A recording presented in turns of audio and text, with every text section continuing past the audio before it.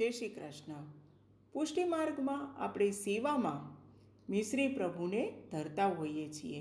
મિશ્રીની સાથે દૂધ, દૂધઘર, મેવો, સૂકો મેવો, લીલો મેવો વગેરે વગેરે વૈષ્ણવો પોતાની ભાવ અનુસાર અથવા તો ગુરુદેવની આજ્ઞા અનુસાર પ્રભુને ધરતા હોય છે. હવે આ મિશ્રી છે, બધું જે આપણે ધરાવીએ છીએ બધાનો ભાવ તો શ્રેષ્ઠ જ છે, પરંતુ જે આ મિશ્રી છે એમાં સર્વસ્વ ભાવ આવી જતા હોય છે. ધારો કે કોઈ વૈષ્ણવ પાસે ટાઈમ નથી, કોઈ એવું નિષ્કિંચન વૈષ્ણવ છે, એમાં જો તો ખાલી માત્ર મિશ્રી ધરે તો પણ પ્રભુ તેને સર્વસ્વ કરીને માની લે છે. તો ચાલો આજે આપણે જોઈએ કે આ મિશ્રીનું એટલું બધું શું મહત્ત્વ છે.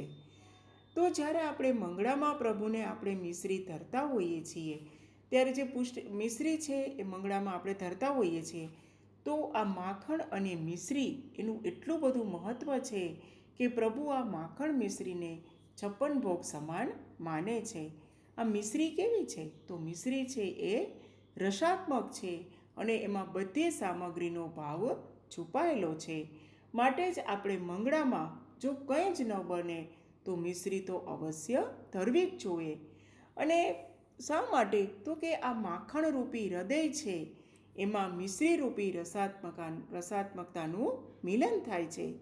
અને તે શું દર્શાવે છે કે ઠાકોરજી અને શ્રી યમુનાજીના રસરૂપી મિલનનો ભાવ છે. આ રીતે જે મંગળામાં મિશ્રી ધરવાનો આ ભાવ છુપાયેલો છે.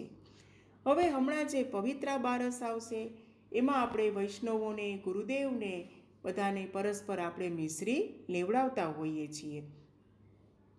તો આ જે પવિત્રા બારસની મિશ્રી છે તેનો એવો ભાવ છે કે પવિત્રા 11ના દિવસે આપણે જે ઠાકોરજીને જ્યારે પવિત્ર ધરીએ છીએ ત્યારે આપણે કટોરીમાં મિશ્રી ધરતા હોઈએ છીએ. અને પછી આપણે મિશ્રી છે એ વ્રજભક્તો શ્રી ઠાકોરજીને લેવડાવે છે.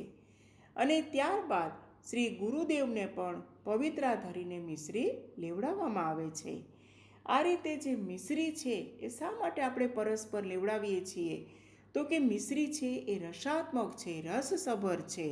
અને જ્યારે રસથી ભરપૂર હોય ત્યારે તે શું ઉત્પન્ન કરે છે? પ્રેમરસ ઉત્પન્ન કરે છે. અને માટે જ આ મિશ્રીનું આટલું મહત્ત્વ છે. અને આપણે જે પવિત્રા બારસના દિવસે પહેલાં સૌપ્રથમ આપણે 11ને દિવસે પ્રભુને મિશ્રી અને પવિત્ર ધરીએ છીએ. બારસના દિવસે ગુરુદેવને પવિત્ર અને મિશ્રી ધરીએ છીએ. અને પછી આપણે વૈષ્ણવોને આપણે એકબીજા મિશ્રી લેવડાવીએ છીએ. અને તેથી શું થાય છે કે હૃદયમાં છે એ પ્રેમ ભાવ પ્રગટ થાય છે. અને તે ઉપરાંત ભક્તિ માર્ગનું જ્ઞાન પણ થાય છે. બીજું છે કે ઝારીજીમાં મિશ્રી. તો ઝારીજીમાં આપણે મિશ્રી ક્યારે પધરાવીએ છીએ? કે જ્યારે આપણે કોઈ વૈષ્ણવને બહારગામ જવાનું થાય ત્યારે આપણે આપણી જે પ્રભુને જેમાં આપણે પધરાવીએ છીએ, જેમાં આપણે પધરાવીને આપણી સાથે લઈ જઈએ છીએ, ત્યારે એક જે નાની ઝારીજી હોય છે તેમાં આપણે જળને બદલે આપણે મિશ્રી પધરાવીએ છીએ. તો આ મિશ્રી છે એ સાક્ષાત શ્રી યમુનાજીનો ભાવ છે. અને ઝારીજીના સંબંધથી તેમાં જળ સ્વરૂપનો ભાવ આવે છે. અને તે શ્રી યમુનાજીના આધિદૈવિક સ્વરૂપ રૂપે છે.